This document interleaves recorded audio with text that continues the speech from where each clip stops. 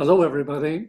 I'm here today with Brook Ziporyn, who has recently put out a book entitled Experiments in Mystical Atheism, Godless Epiphanies from Taoism to Spinoza and Beyond.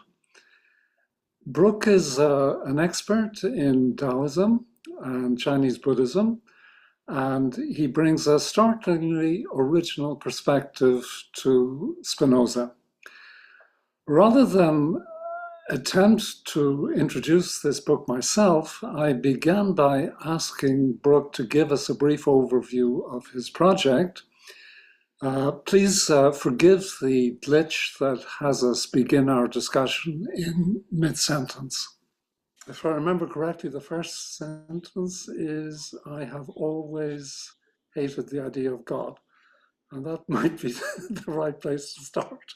Yeah. So tell us how you've managed to pull together all these threads, Mm. starting from your expertise in Taoism and Chinese Buddhism, and how you came to implicate, well, not only the ancient Greeks, Socrates and Anaxagoras, but also Schopenhauer, Nietzsche, Bataille, and the centerpiece of this work is the 80-page essay on Spinoza, which is, I think, going to be the thing that attracts the interest of the audience for this video.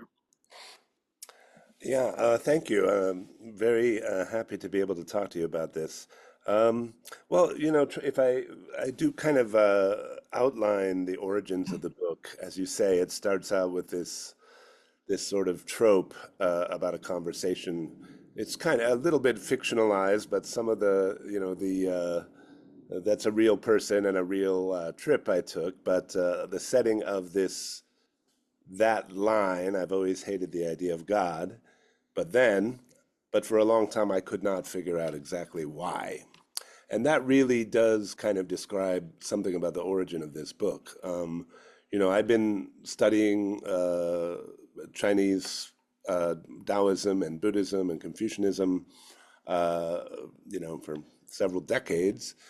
And I always had a great interest in these kind of esoteric uh, topics, by which I mean things that were not sort of in the mainstream of modern secular thought.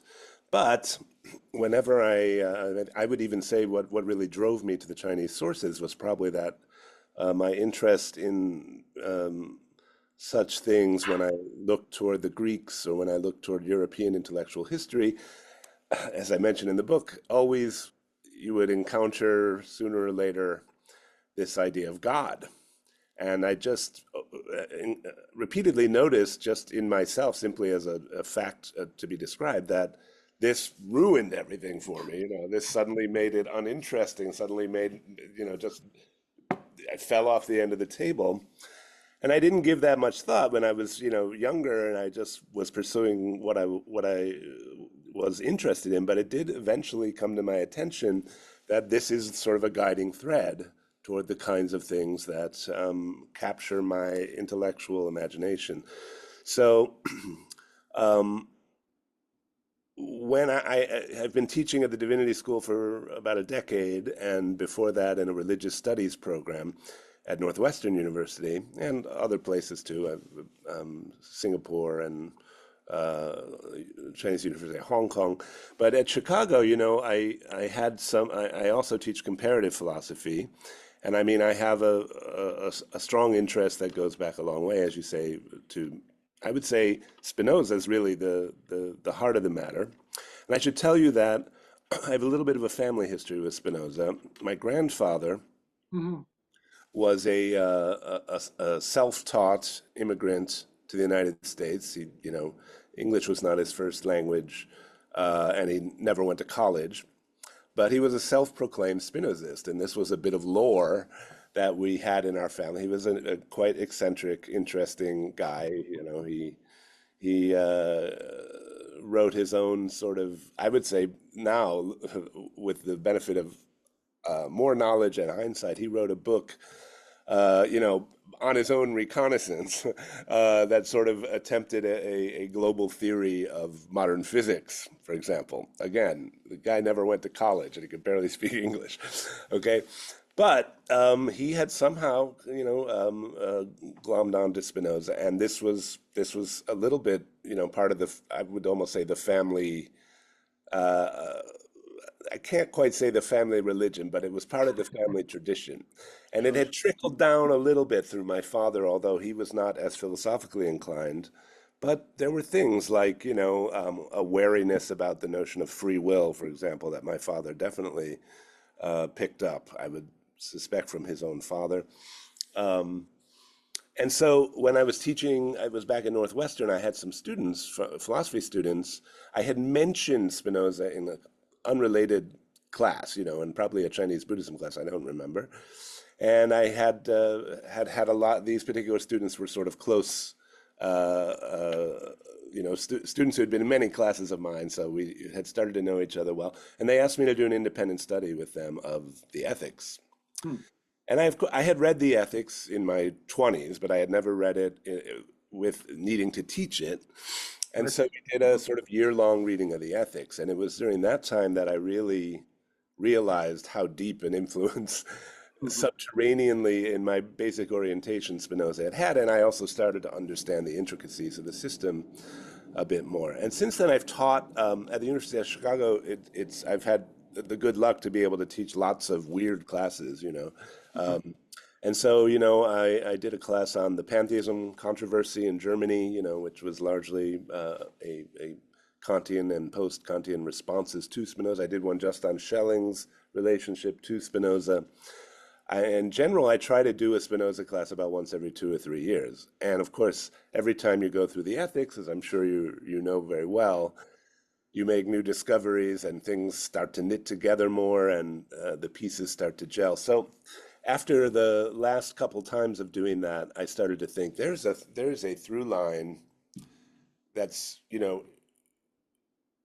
there's a certain kind of what I am in this book calling a liminal mystical kind of experience that not only doesn't require the notion of God as normally understood, but is precluded by it. Mhm. And I mean Spinoza is kind of the most glaring example in sort of part five of the Ethics, the notion of beatitude, and how tightly that depends precisely on the things that have been dispelled in the rest of the book, right? You cannot get to the beatitude of part five of the Ethics, right, unless you have worked through, in other words, belief in the existence of God would make that impossible, actually.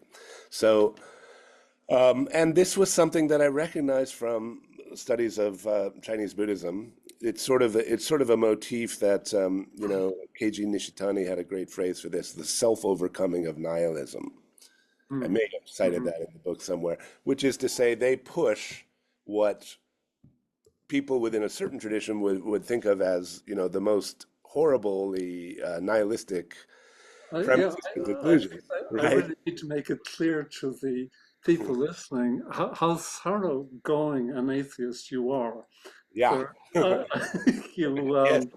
uh, Yes, because everything hangs on, not leaving even an iota left that's over, right. because Yeah. that's where this sort of transformation, this sort of turnaround reversal happens. So it was a motif that started to emerge in Taoism, because Taoism really is also, you can look at it in the first line of the Tao Te Ching, the Tao that can be Taoed is not constant Tao. Well, if you want to, we can delve into sort of the details of the implications of that, but I would say that is precisely that the denial of what had hitherto been called Tao, which was a locus of value, of purpose, of coherence, turns out to be what alone serves as, ironically, Tao. And this mirrors Spinoza's inversion of the word God, I suppose. Yes, exactly, exactly. Yeah. The God that can be Godded is not the real Yeah. God. Yeah, so that's probably the origin. I mean, there's a thematic core, and I did want to sort of this was an opportunity for me to sort of say this isn't about Asia and Europe.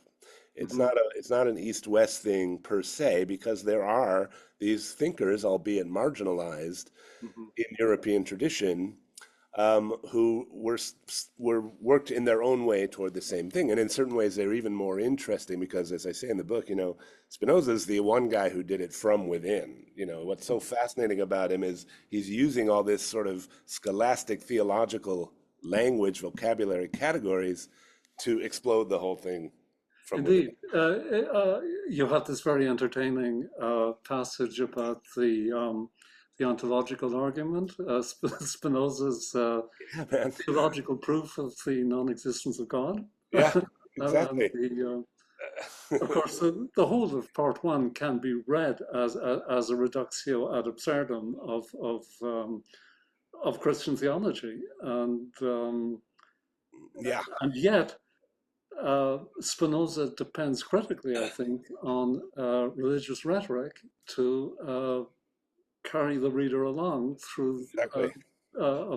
as you do. I mean, it's present in Mm. many places, and I don't have quotations to hand, but you are trying to rescue religion from God in some sense. Yeah, yeah, I would Yeah, say that. And I mean, that requires some kind of torturous attempts to define religion. What do I mean by religion? There's a lot in that first part where I'm trying to give some idea of what I have in mind there and why that could legitimately be called religious or mystical experience. Because I know a lot of my readers, that's the tricky thing about this book. There's another reason I'm really happy to be talking to you and to, address Spinoza attentive readers, because, there's going to be this sort of those who expect, a very anti-religious book. And then there's going to be those who are religious but think that, this is kind of negative theology and it's really kind of a, you know, yeah, it's much more subversive than that. I think sort of religious apologists who might think they found an ally in you when they read the book would realize that, well, maybe that well, yeah, let's be clear. yeah, You have no time for teleology, free will, identification with uh, the conscious self. yes, Um, that's crucial. you know, you pretty much destroy. Well, yeah.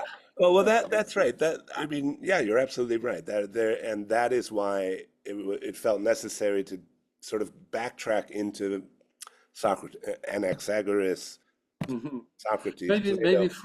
for the benefit Yeah, of the audience, you could trace that evolution a bit. yeah. I mean, and this was like one of the discoveries as I sort of pondered, what is it about the idea of God that I find so repellent? And this is a trope. You find it, of course, in Nietzsche. It really came to my attention from George Santayana, who has Mhm. a beautiful little book called Three Philosophical Poets. And in that book, he talks about Lucretius, Mm. Dante, and Goethe, right? Okay. Where as representatives of three very different philosophical positions expressed poetically. Um, but one thing, sort of in passing, that comes up there is he notes, you could say, sort of the invention of the West, or the mainstream West, or of Christian theology, um, is that incredible passage from the Phaedo, where Socrates says, "I heard someone reciting this book of Anaxagoras saying that nous was the arche, right? Nous meaning intelligence, mind in the sense of controlling, conscious, reasoning mind that acts for the good, right? As the arche, the first principle, right? And when I came across that, I realized this is exactly what it is that is completely lacking in the Chinese sources that I work on, in the Buddhist sources. In fact, it's a long polemic about against that. And of course, in this book, I then go into, there was an opposition party in ancient Greece. Of course, there's the atomists, right? There's also the Mhm. skeptics, you could say. It's just that for one reason or another, this became the dominant trend, and had such a sort of incredible degree of victory over the culture, that I even end up claiming it, you just mentioned the sort of identification with the conscious self, or the identification with the purposive aspect of oneself, has become just common sense, whether or not one believes in God, right? I mean, it's just it's sort of an unspoken premise.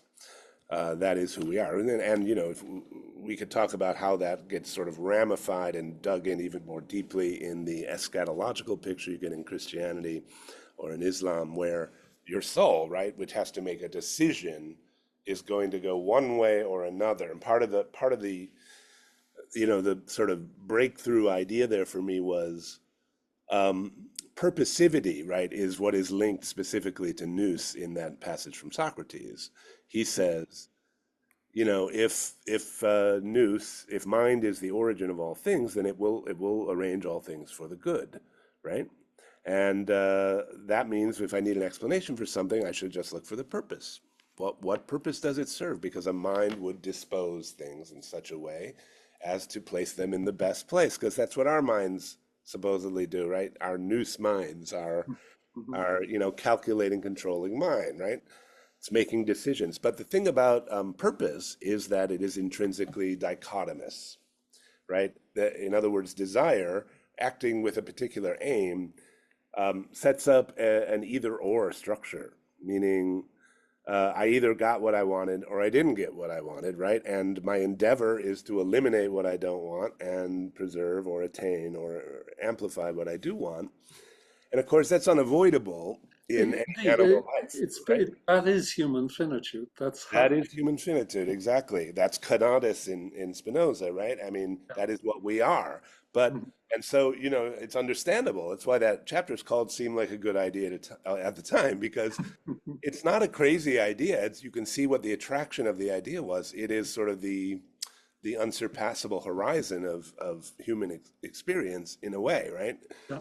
We're always making choices. We're always facing decisions. We're always trying to maximize the good as we see it, right? Almost by definition. However, when you make that into a metaphysical first principle, it has these immense sort of structural effects on the entire picture of reality, because it means now reality has to be structured in this dichotomous way, right? And suddenly we have this irresolvable conflict between our different seemingly dichotomous pictures of the good, right? One or the other has to be right, and whatever is wrong or purposeless or meaningless, we have to strive to Yeah. excise. So you remember there's a section in there called the Great Asymmetry, right? And my point there is just trying to say, of course, we're always going to have purpose and meaning. You can't avoid those. That teleology is built into the human experience. We'd be dead otherwise. We must have desires. We are desires, to follow Spinoza. It is our actually existing essence.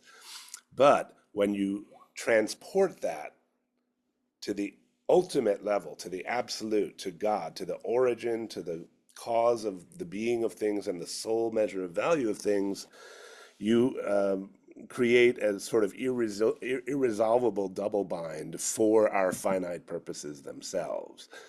So interestingly, I'm trying to argue in there that by reversing that, in other words, these schools like the Taoist school, like Spinoza, I mean, Spinoza is the clearest example you can imagine, Oh, right? absolutely. In fact, I know somebody, his personal experience of discovering Spinoza, he Mm, was in a bookstore and picked up the Ethics and started browsing through it and came to the appendix of part one, which is yeah.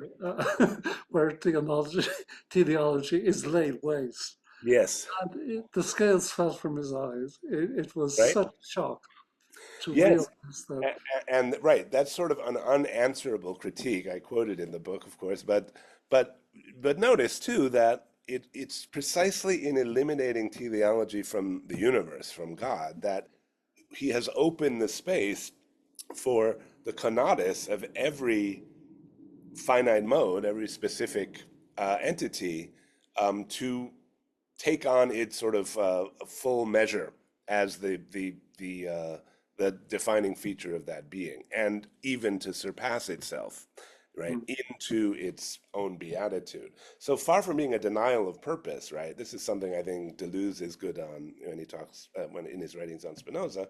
The denial of ultimate purpose is actually the liberation of the multiplicity, even the infinity of purposes, Mm. and given a different kind. They're not isolated from each other at all, of course, in Spinoza. They're intimately related, but they're not related under the rubric of a global teleology, right? They don't just become ends toward a given means toward a given end.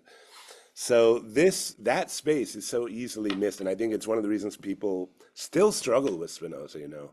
I mean, you know, one little sidebar, if I may. I mean, it occurs to me, the cross-cultural dimension of this project, brought to my attention.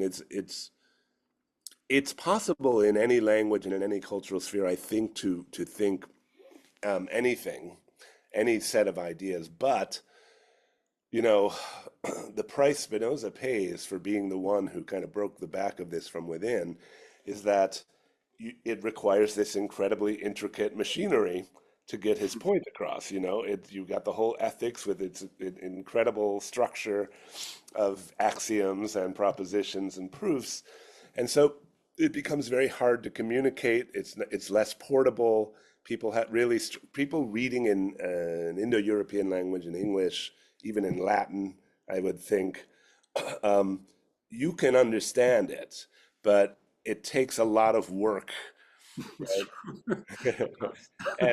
And there are some of the same ideas that can be expressed a lot more directly, sort of become intuitive in different language systems.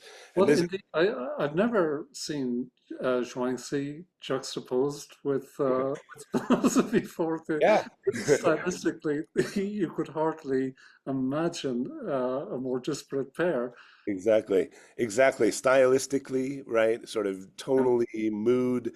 Yeah, they couldn't be more different, right? That's part of the fun of this. But that's part of sort of what I'm getting at with that point is, right? It's a few quick steps from sort of common sense to the Zhuangzian position if your only language is classical Chinese.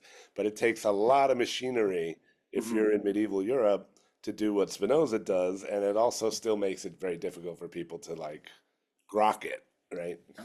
Yeah.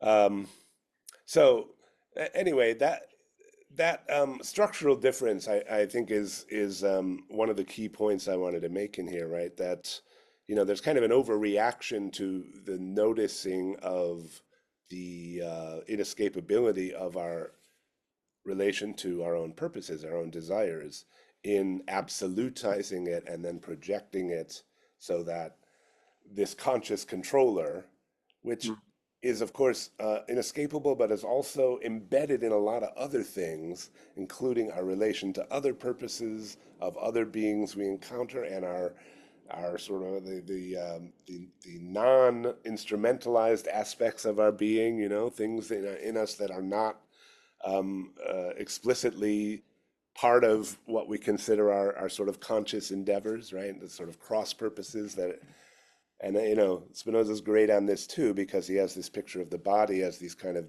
internested systems. Indeed, yeah.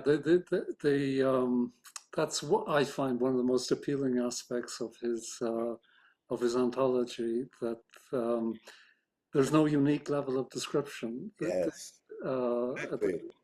the the and it's psychologically, I find, very persuasive as well. I mean, it explains a lot. Yeah, The diversity of our drives and so on. How his project, just from a psychological point of view, is one of integrating that into a whole. Uh, exactly. that's the therapeutic value of Spinoza. Yeah, Um, yeah. The well, I mean, multiplicity. I don't mean to undersell him because there's more. Of course, there is. I mean, in the conclusion of your book, the um, you address head-on Spinoza's claim that Mhm. um, the the attitude he's promoting must be proof against every possible adversity and misfortune. And who else ever made a claim like that? Yeah, yeah. Oh my God. Yeah, I know. That's another really fun thing about really having a chance to just settle in and do Spinoza like this because yeah, that claim, or how about the claim, we all have an adequate idea of God, right? So the one thing, Spinoza's skepticism is sort of very surprising, right? He's not like a negative theologian who would say, well, we know a lot of this empirical stuff, but we can never know God. Spinoza says, no, the only thing we really can know is God, Yeah. right? Mhm. Everything else has to, there's no clearer idea than that, right? But that tells you what kind of an idea it is. It's not, this piece of information that you would have to obtain about some entity, right? It's sort of the premise of what it is for anything to be an entity, and if you are aware of any entities, you can't not be already knowing that. That's another outrageous one that my students always like go, what? Because they're just so used to like, the claim has to be it's infinite in infinite ways and blah, blah, blah. And so they're just expecting it to be ineffable. And of course, he says the exact opposite. Uh, that's well, I guess another one. It's a bit. This is a bit more of a technical question, but it will be of interest to Spinoza nerds, and we can sort of open up the perspective a bit more. Um, let's see. For Spinoza, it's the principle of sufficient reason all the way down. Yeah, Okay, everything is in principle intelligible. yeah, And you explicitly say in chapter 3, I don't have the quote to hand, but the Tao is the um, affirmation of the principle that there yeah, is no ultimate intelligibility. yeah, yeah.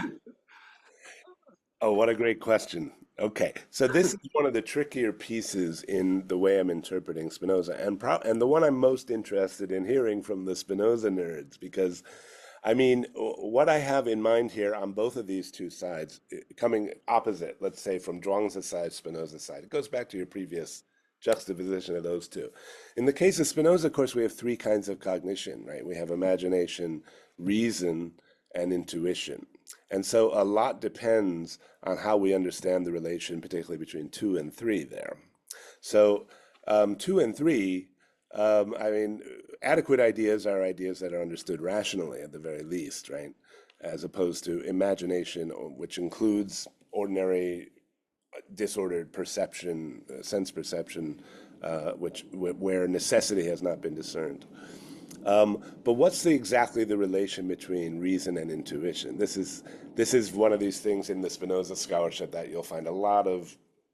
Indeed, I think there's a sort of general tendency to, when intuition is introduced in whatever, the end of book two, the Yeah, corollary to proposition 40 something in book two, the there's this totally inadequate yeah, example. yeah, exactly. And You know, scholars then jump over it. yes, And they realize when you come to book five that you're completely lost yeah.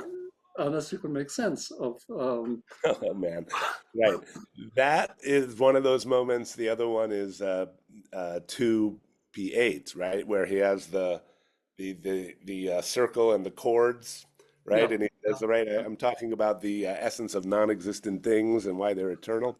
Those are those are like the two you really need for part five, but you really that require the most wrangling about. I mean, the funny thing about the example, that he gives there, every time he's asked about it, he gives the same example. In letters, in the short treatise, mhm, I think it might even be in the emendation of the intellect. Um, it's his one go-to, just like the three angles of a triangle being 180 degrees. So, how do we interpret that? Well, this was one of the great boons. I'll tell you two things that I am particularly proud of, I would say, That because yeah, like everybody, I puzzled over that one for many years. The third one I would mention is in the letter on infinity, where he has the two non-concentric circles, and he says, "This is what I mean by infinity," right? I'll The have to look that one up. I'm not aware of this Oh one. yeah, boy. Well, Hegel brings it up Hmm. in a very conspicuous place and mentions. By the way, I was just at the Spinoza house in Rijsberg in Amsterdam this summer, and they had, among other things, there um, the original posthumous works, and it's on the title page, as Hegel had noted, of the original Latin edition. It's this circle. He drew it, or he described it in this letter. Hmm. Uh, this I'll be happy to go into that because it's quite fascinating. But let me Okay. put it aside first and Hmm. talk about the how to understand intuition. I think to really try to answer your question. So yeah, I struggled with that for a long time too, and it was one of the great things in teaching. You know, the great thing about teaching, particularly very sharp and unforgiving students, as we have down in Hyde Park here, is that they will cut you no slack. And if you're trying to fudge your way over something, you will, you know, they will nail you for it. So it forces you on pain of embarrassment to really like dig down and try to figure out what you're trying to say. So that's why, you know, in the acknowledgement, I really thank them because it really put these things to the test. But um, maybe I can give you the example. I think I tried to describe it in the book, but this I think really works well for me. You know, of course, it's a geometrical example. I'm trying to give a better example than the one Spinoza gives. Yes. Okay. Um, and so I thought about that and I thought, okay, how about if I were to put it like this? I know that the circumference of a circle is 2 pi r, right? Is that Mhm. right? Yes, which is pi times the diameter. Okay. Believe me, I'm not a math guy. This won't go very mathematical. So, but if I draw, and I would do this in class, just draw like, here's a circle, here's a diameter, and now I'm going to draw a second diameter, same length, okay? You mark those. So you have 2 times the diameter, and you have the circle. And now I ask the students, which is longer? And so, of course, you can try to eyeball that, or you could try to like hold a string and try to figure it out, right? And right, guess, and sort of that kind of looks longer than this. And that would be the first kind of knowledge, right? That would be completely empirical. It's really not reliable, right? You're basically just guessing. Or if you've done your Euclid and or if your teacher has taught you 2 pi r as a formula, right? Um, you can say, well, 2, right? How much is pi? It's 3 point whatever. So it's greater than 2. So therefore, I know for a fact by applying the formula that it must necessarily be longer, right? The circumference must be longer than 2 diameters. Okay, that's reason. Or you could go a further step and say, well, maybe reason is if I work through the Euclid and I work through why that proof is true, right? That would still be reason, I think. But there's another way to do this, which I think is what he means by intuition, which is I know something about space, which is the following, that a straight line is the shortest distance between 2 points. In fact, that straight and shortest distance are actually synonyms. It's an analytic proposition, I would claim. Kant might not. Okay? So this is not something I need numbers for. I don't need to know what pi is. I can see that half of that circle is connecting those two dots with a curve, and a straight line is connecting the same two dots. And if the shortest distance is the same thing as straightness, I know without any numbers, calculation, Euclid, or proof, Yeah. right, that two of the diameters is shorter than the circumference. Mm. Okay. And so that's what I'm trying to get at when I say it's kind of a short circuit of reason when you realize that necessity really means a kind of tautology. Like, I'm not really adding anything when I say, you know, this is the diameter. What does diameter mean? It means the straight line between the 2 points. Well, the straight line just is the shortest distance between the 2 points, right? And that Yeah. is a characteristic of space itself, or in Spinozese, of extension itself. I can derive that I mean, and I can derive that in the same intuitive way from the very nature of extendedness, that straightness and the shortest way to connect two points are the same thing. And so there's a kind of a breakdown to the sort of step-by-step reasoning of the rational knowledge. Of course, it covers it, right? It has an even stronger necessity because it's not only tautological, it connects to the very nature of the attribute in question, in this case, extension, right? It Mhm. could not be otherwise. It's not just an accident that it's 3.4 happens to be more than 2, Yeah. right? I, Oh, you know what I mean? yeah. So there's a I, kind of knowledge there, but there's also a kind of um, it's almost beneath the radar. It's so basic that um, it's before any specificity of information of knowledge. It's everything. It is just the irreversible fact that space is space. well, I don't think it's an accident that all Spinoza's illustrative examples are mathematical, or Yeah, that you've hit on a mathematical example to explain the idea, yeah, because it it's at least in my reading of Spinoza, is the case that all truths are necessary truths, yes, analytic truths, yeah, and the only sort of corpus of analytic truths that everybody recognizes is mathematics. So exactly, he has to take the examples from mathematics. But I think exactly, and any working mathematician will sort of be able to explain how any given mathematical truth, take anyone, whatever, yeah, it can be understood in each of the three ways, yes, the first, second, and third kind of knowledge, yeah, so that when, you may have heard this, mathematician may praise another mathematician's work by saying it's non-trivial or yeah, even highly non-trivial. yeah, What he means is, I can see this by the second type of right, knowledge, but not the third. right.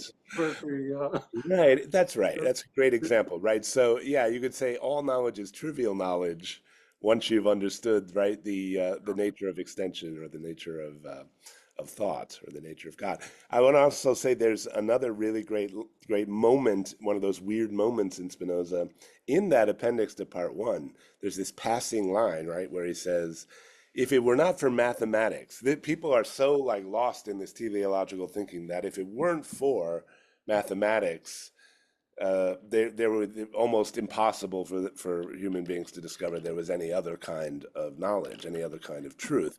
And then he says, and there are also other ways, but I have no need to talk about them here. what do you think he was pointing at? That's one of the mysteries, but it kind of takes to your point that mathematics is the one way that all people can understand, right? But I think it's the kind of thing he's talking about in part five. There's an intuitive knowledge, but don't think of intuition in the sense of, you're just guessing this sort of imaginary thing with the content of some kind of contingent piece of Yeah, information. I think this really is important to Yeah, understand Spinoza, that when um, when we talk about intuition in everyday discourse, what we mean is I believe something to be true without being able to say why. right, right. That's pretty much the opposite of what. Pretty much the opposite, exactly, right? Yeah. This is something that I can't not believe because it would be contradictory for me to think otherwise, right? That's right. In the same way that a logical proof would be, right? So, I like to use, the a kind of the cogito as rethought by Spinoza in the Principles of Cartesian Philosophy is another example of that, right? It's the kind of thing and he sort of changes the wording of Descartes for Okay, that. I haven't read um, Oh, the it's yeah, it's really worth reading. And again, it's one of those things I was forced to do because I had to teach it. But I'm really glad that I did, because first of all, and I know this from experience that, when people write a book, sometimes they stupidly assume that people have read their previous books, and that book was the only book he had published in his lifetime, I think, under his own name. So there are places that in the ethics that were totally perplexing that for example, okay, that's one of them, the cogito discussion, because there you get a sense of what he means by, a thought, a thought that is necessarily involved in any thought. Yeah, I sort of approach it this way in the book, which is to say, I think the structure of both thought and extension in Spinoza is basically read off of his understanding of the way the cogito works in Descartes, which is to say, something which even if you try to deny it, you are inadvertently affirming, right? Mm-hmm. So something the absence of which instantiates as much as the presence of which. Space, right? And thought. Those are thought and extension. So that identical structure is almost the aha moment in a way for Spinoza, why he can brush aside Descartes' dualism there and just say you're talking about the same thing in two different ways because they have this same key structure. But to understand that about space, you actually need something from the book of the Descartes book, because in his discussion of Descartes' physics, which is, pretty boring for modern people to read because it's like, seemingly so fanciful, he gives as definition saying there's no actual distinction between, well, Descartes already had this idea that, there are no empty spaces, right? There's no vacuum. It's a plenum.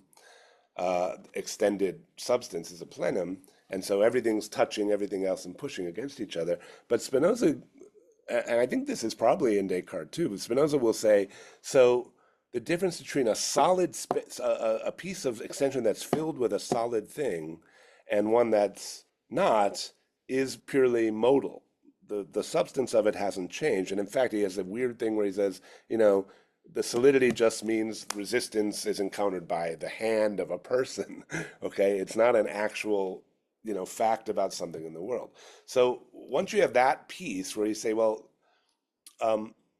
when they talk about extension, that means filled space, empty space, unchanged, and if you break something down into its parts, you are really still those parts. The stuff is itself the extended space, right? It is a mode of space, a mode of extension.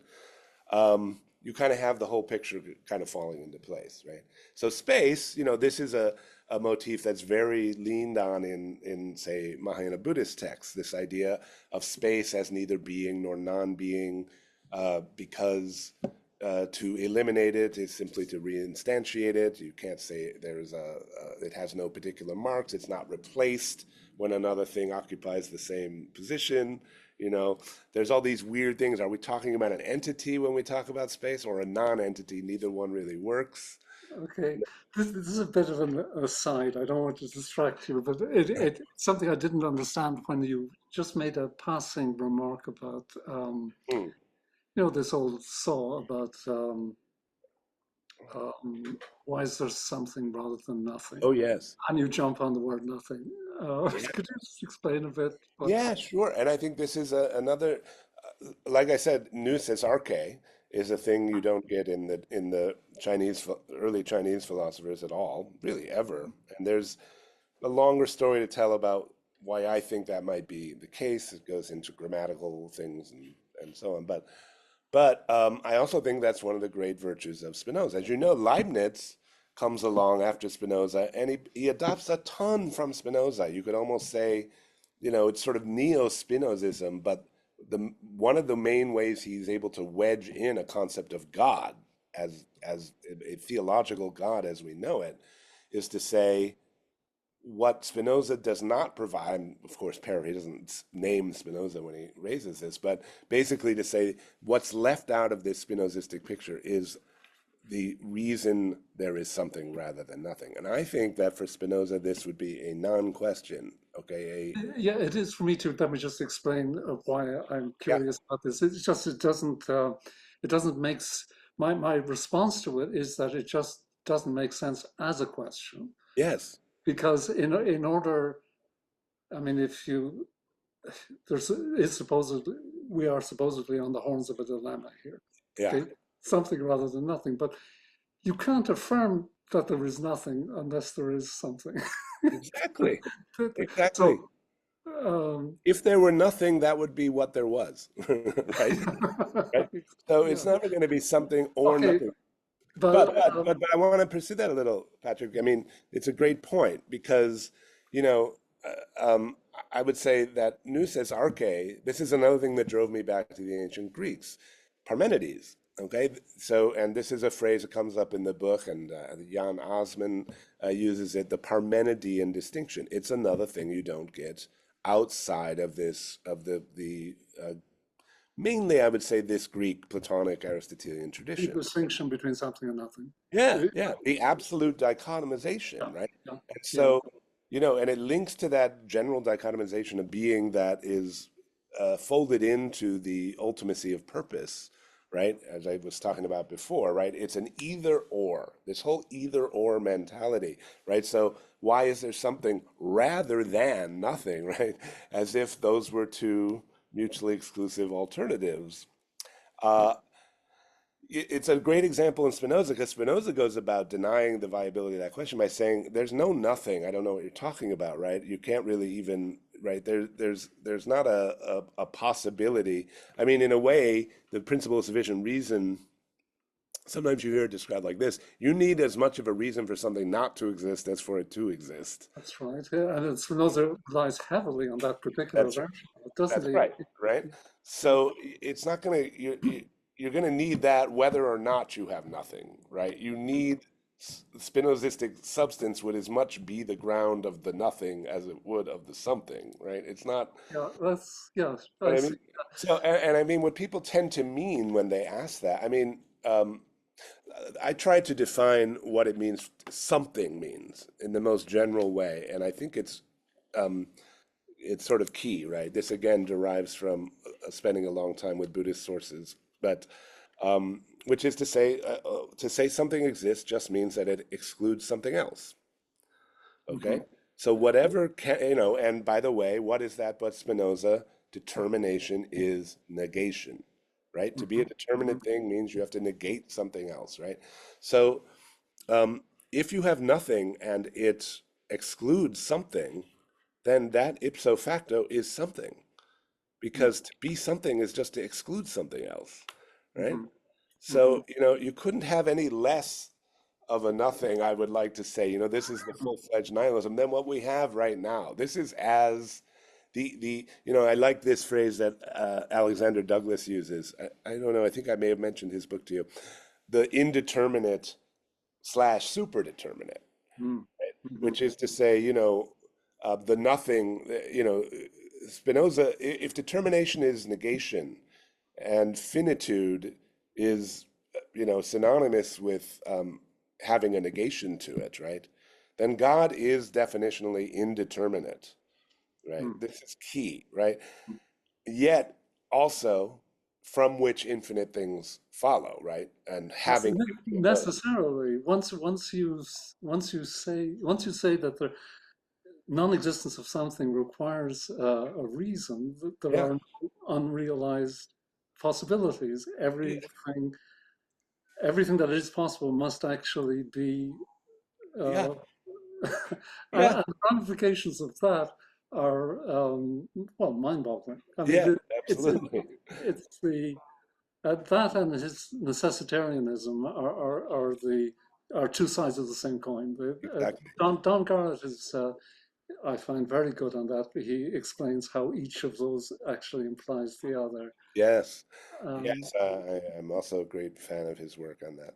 Um, yeah, and I mean, and it's also linked to this question of why there is something rather than nothing. There yeah, is, in any case, everything that there is and can be, right? yeah.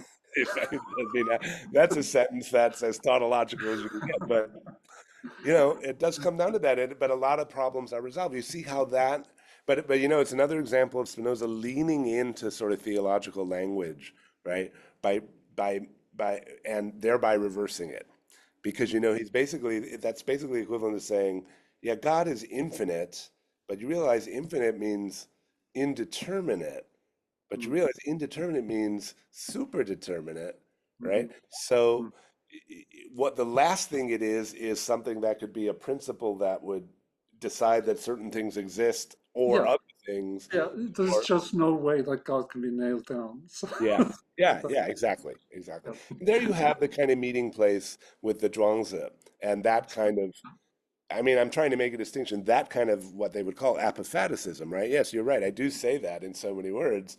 Um, Taoism basically means there is, in principle, no possible way to have complete knowledge of any entity. mm, And I think that would still hold. That's different from saying adequate, right? Because I would understand what Spinoza says, for example, about adequate ideas. It's in part five, he says we can have an adequate idea of every inadequate idea right. and of every Yeah. passion, right? Now, there are no articles in Latin, right? This is one of those, another of those funny Spinoza things. You know the letter where he has the disciple who says, "How do you know you have the best philosophy?" Of course, every knows this one. Yeah. And Yeah, Spinoza's answer, right, when you first, this is another one of those things, like when you first read it, if you're reading an English translation, it's totally confusing and makes no sense because he says, I don't claim to know I have the best philosophy, but I do claim to have the true one. mhm. I'm like, what? Okay. But then if you remember that there are no articles in Latin, it Mhm. totally makes sense, right? Because all he's saying is, I'm not saying it's the best one, I'm just saying it's true. Mhm. That Mhm. doesn't mean it's the most complete truth or has every bit of the truth. It means I know it's true. And he says right there in that letter, and if you ask me how I know it's true, I know it's true the same way I know that three angles of a triangle add up to 180 degrees, right? That's right. Yeah. Right. And so I do know that's true, even though that might not be the best truth or the complete truth, but I cannot doubt it in the same way that Descartes cannot doubt the cogito, right? If I know what I mean by the word triangle, and I know what I mean by angle, right? And I know what 180 is, I can't talk myself out of that belief or entertain doubt about it. It's just impossible to do, right? Because it is tautological. It's like saying, you know, I do believe that, that bachelors are unmarried, right? It's an analytic proposition. So, um, and this is another one like that, I think. When he says we can have an adequate idea, I think that means at least one adequate idea about anything, but we can always have more adequate ideas about it, right? So the one adequate idea we can have about anything without exception is that it is necessitated by the nature of God. Simple. And you can know that, if you've gotten this far in the ethics, hopefully that's already But undoubtable. that's already enough to bring about a complete change Absolutely. in one's view of the world. And that's, Absolutely, right? It has exactly this therapeutic effect he's describing. you know, And yet you can add on, right? He says, well, you learn more about things, more about the world, more about God. You will have there'll be maybe levels of intensity. But as you say, that first thing, just knowing that, which is very easy to know, changes everything, really, right? well, I think this may actually be a good place to wind up. Okay. What do Yeah. you think? Sure, sure. I'm happy to talk more, but yeah, we can keep it short and sweet. I mean, I hope we'll get an opportunity to do something like this again. Uh, Absolutely. Yeah, I really enjoyed it. As I've said to you before a couple times now, I mean, it's this inside baseball Spinoza talk. It's the most enjoyable thing. And with this book, I writing that long chapter, I did have this, oh my God, I'm going to lose like half the readers at this, but I Well, can't not do it. unfortunately, you are only going to, with your insights on Spinoza, going to be able to reach a small audience because they already need to have engaged with Yes. the. Yes, I know. I think a lot of readers who think, oh, interesting stuff in part one, they get to that and they're like, is this not over yet? Like, what are all these details about what proposition when? So it's a real pleasure for me, and I hope you Yeah, well, learn. I must say your book deeply impressed me, that you could put Spinoza in such a broad context, which showed how much just how much erudition you were able to bring to, um, well, Well, the sort of little patch of Spinoza knowledge that I've. that I've cultivated myself. Oh, I think oh it's no, I mean, I'm no, very happy. a great contribution. I Mm. hope that at least the Spinoza enthusiasts watching this video will pick up on it. I'll include the link in the show notes, and Yeah. I can to spread the word. Let's encourage them to leave comments because I'm very eager to hear from the Spinoza Will nerds, as do. we've been calling them, of whom I count myself one, uh, to respond in dialogue. So again, thank you for giving me the opportunity to talk about this. Well, it was my pleasure, and we'll talk again soon, I hope. All right, great. Thank you, Patrick. Okay, All bye right, bye. bye bye.